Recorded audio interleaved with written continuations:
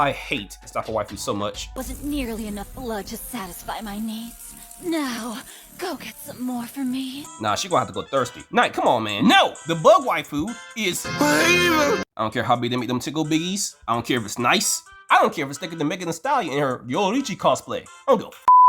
If a bug is bigger than one cat, W boy, you hate me, don't you? Then that little literal sucker deserves to die! Well, hold up, what's wrong with her? Well, if you can take your eyes off the tickle biggies for a second, you can see it. She's cute, but her body is mostly that of a mosquito. She has extended limbs, and all her limbs end in hooks.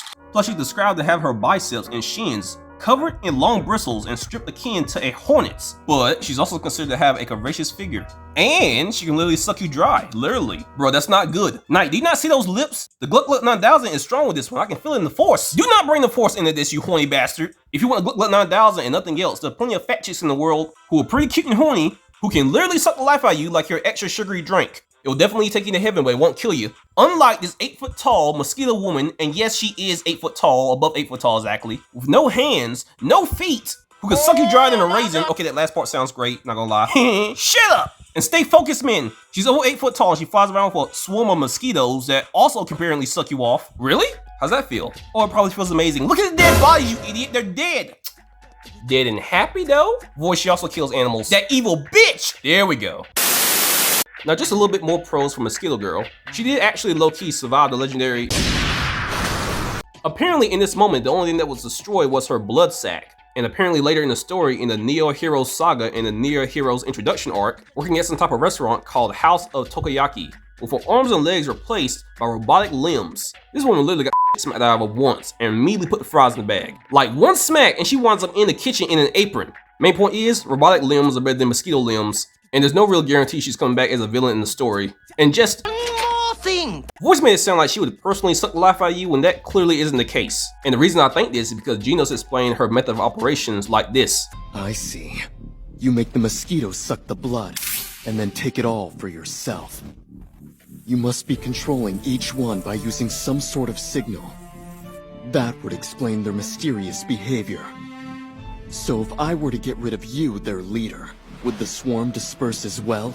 Basically, for what it sounds like, she's controlling normal mosquitoes, making them suck the blood out of humans and animals for them to eventually bring the blood back to her for her to digest. So basically, she's not touching with all of these lips. And whatever the case may be, she does seem to need to consume blood, since she is obviously a giant female mosquito and they're the only ones who suck blood. The females do, basically. And honestly, this brings up a question that many people may not be thinking about.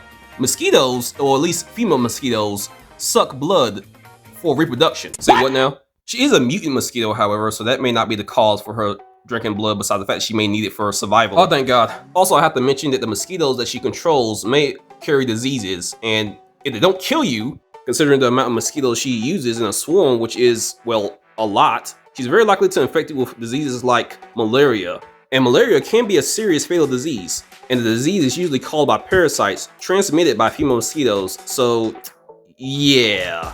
She cute, but I still have to kill her. Hey, yo, Knight, quick question. What's up? Where you be meeting those horny, cute fat girls at? You know, just asking for a friend.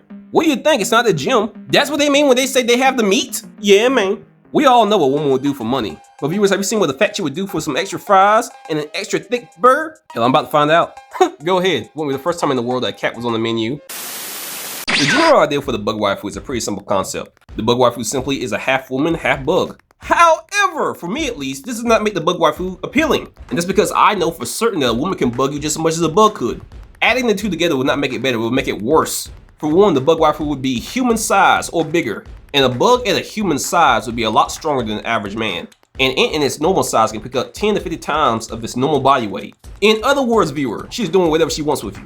You can't outrun her, you can't outfight her. If she decides to eat you, which can happen with insects, especially with praying mantises, it's called sexual cannibalism. This happens when the female praying mantis eats the male praying mantis during mating. Yeah, you're cooked. However, sexual cannibalism doesn't happen all the time though, at least for praying mantises and other insects. I read it only happens at least 20% of the time in the wild, which means there's a good chance that you'll actually be able to keep your head while you're getting in. But those are not the only cons. Allow me to show you the worst one. I cannot stand that sound. And it's not even just the bees. It's all bugs really, but mostly the gnats.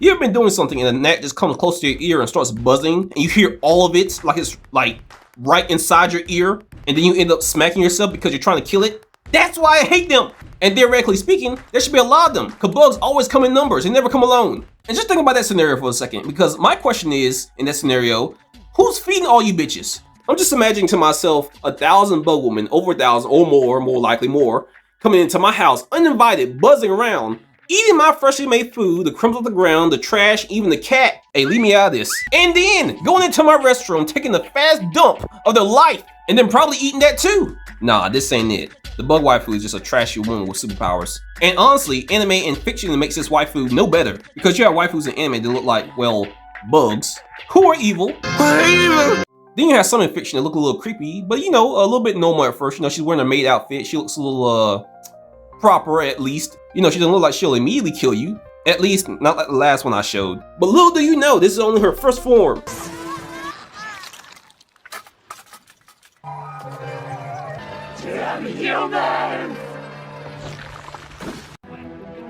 Oh, hell no!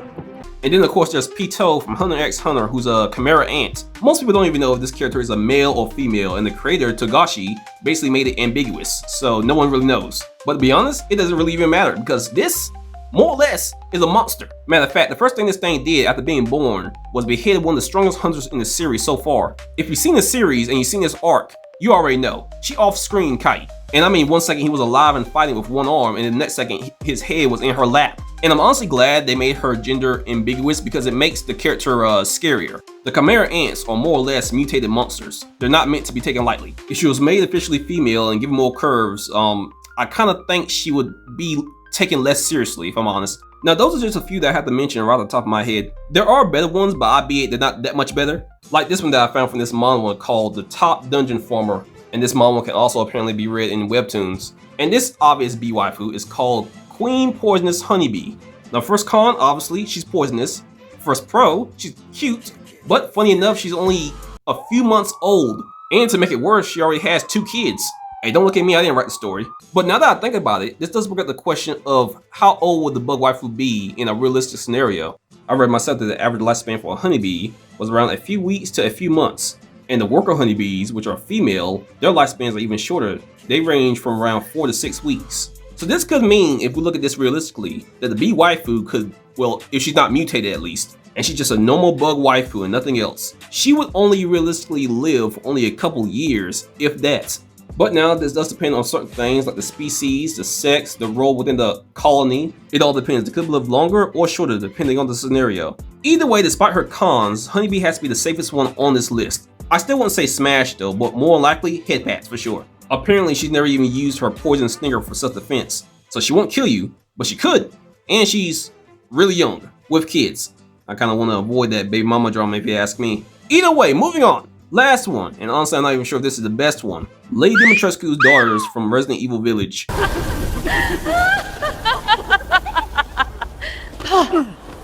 Mama warned me about women like you. I was hoping she was right. There is nothing wrong with my thick queen's daughters. Your thick queen and her daughters eat people. All lies, prove it. Okay. I haven't cut open a man in a while.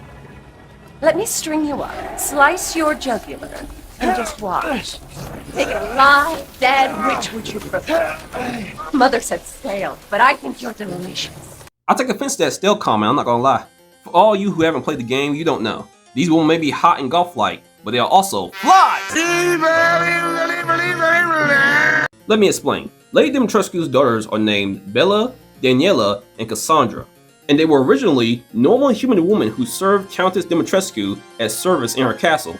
During the late 1950s, each of these young women were subjected to experiments by Mother Miranda, and more specifically, the 3 women were consumed by imitation blowflies spawned from the mold-based Kadu, and this mold is more or less a parasite. And the parasite then assimilated their DNA and mimicked human cells, and the flies then turned into the bodies of the woman they had consumed, becoming the imitations of them. Bella, Daniela, and Cassandra did not remember their lives from before their experiments and were adopted by the Countess, that being Lady Dimitrescu, and they devoted their lives to her. And just like Lady Dimitrescu, they required living human flesh to survive, and so they fed on the castle servants to satisfy their hunger. Now I don't even have to get into all the cons that flies have by themselves, because these are worse than flies. These are monster mutated flies. And apparently when the daughters turn to the fly swarm, the flies act in accordance to the will of the individual they spawned from. This is just as bad as the Mosquito Girl, and to make it worse, they're practically immortal because they don't age, and they can avoid being harmed by gunfire while they're in their swarm form. But they do have a weakness to cold temperatures. Huh, just like real flies. Yeah, blah, blah, blah. I'm hearing a lot of cons from you, but no pros. You can't tell me that the golf ladies don't at least have one pro. Come on, Knight. Bro, what do you want me to say? Their faces are covered in blood. Not my blood. Whatever, do you, dude. You would be the guy to see all women's red flags and still be like, would. Hey, somebody gotta take one for the team. Yeah, see, we call that guy the sucker. That's what you is, little dumb horny ass. I tell you every day, we are not falling for the hot golf girl trap. You're gonna get me killed by no sexy golf girl. Yeah, your damn mind. You better go get killed by some normal woman just like everybody else. Matter of fact, find yourself a crazy Hispanic chick who will cut your nuts off in your sleep. At the very least, in that scenario, you still got a chance to hit. Seriously, voice, we're asking the question, is it wise to smash? You can't smash if you're already eaten. Now, tell us what you think in the comments. Do you guys think a bug waifu is wise to smash? And who on this list would you risk it all for? Mosquito Girl. I'm not asking you, perv. Come on, Knight. I'm trying to go hands free. Hands what? Hands free. Come on, brother. You know what I mean, right? Right? Goodbye, voice. Knight, come back, man. Don't leave me. I get lonely. Knight. Knight. Knight. If you don't shut up, I'm gonna put you up for adoption. Well, maybe my new owner will let me get some goddamn